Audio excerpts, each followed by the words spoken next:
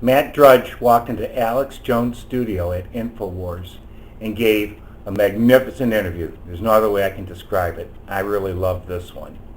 I will provide some highlights for you, and at the very end of this video, I will show you where you can find the link to see the complete interview that I do recommend you watch. Completely altered, and we're left with Hillary's brain in the Oval Office in a jar, because that's what we're getting. She's old and she's sick. She's not a contender.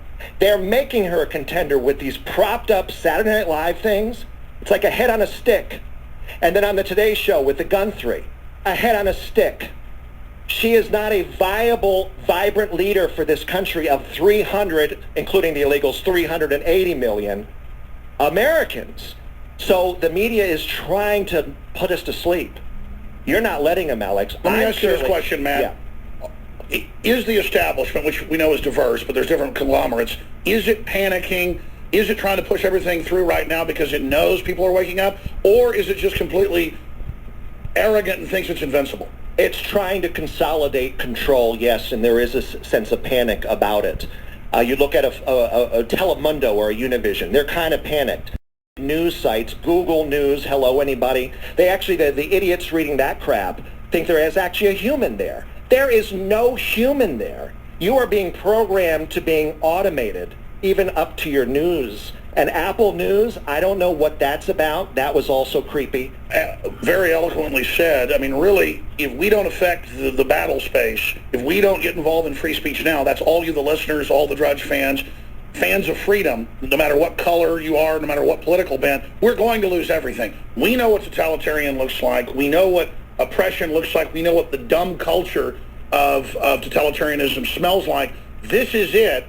It's happening now, and the future of the world is being decided. So get out there, make your own sites, take action. Because, Matt, you say you'll just go away if they do this. We all know we're going to fight it. We know they can't enforce it. Because if they can say that you can't even put a link up to a news site, then that ends free speech and basic communication. I mean, I know they got the Democrats out openly saying we need to bring in the fairness doctrine to the internet because of Matt Drudge, because you, quote, affect elections. Well, you're an American citizen that pays taxes, and you're allowed to be pro-gun. Well, but if they get enough sick people to elect it, the demographics will take care of themselves. We had a story this morning that they're finally releasing an artist in Cuba who painted Raul and Fidel as a pig, jailed without trial for 18 months. Look at Germany, where they're arresting people that criticize open borders. Look, you've been... So it's already happening. I'm just warning this country that, yes, don't get into this false sense that you are an individual when you're on Facebook.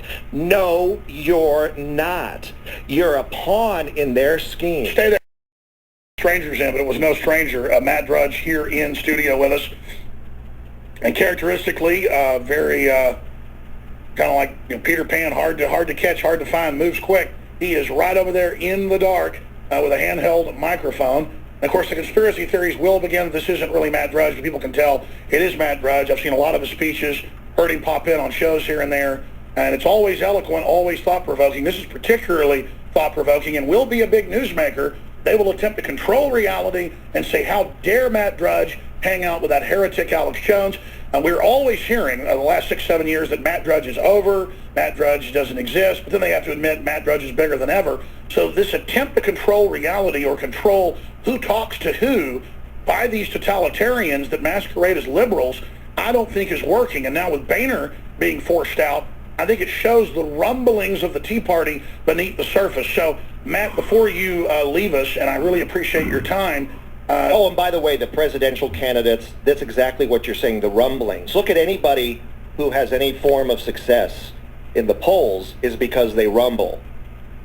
Where it's going to end up, I don't know. I'm very pessimistic. I'm very pessimistic on this race because I'm just not so sure it's not going to end up with the dreaded brain in the jar in the Oval Office, once known as Hillary Clinton, who is hypothyroid. Anybody who is 70 years old who's hypothyroid, you do not elect president, ladies and gentlemen. You don't do it.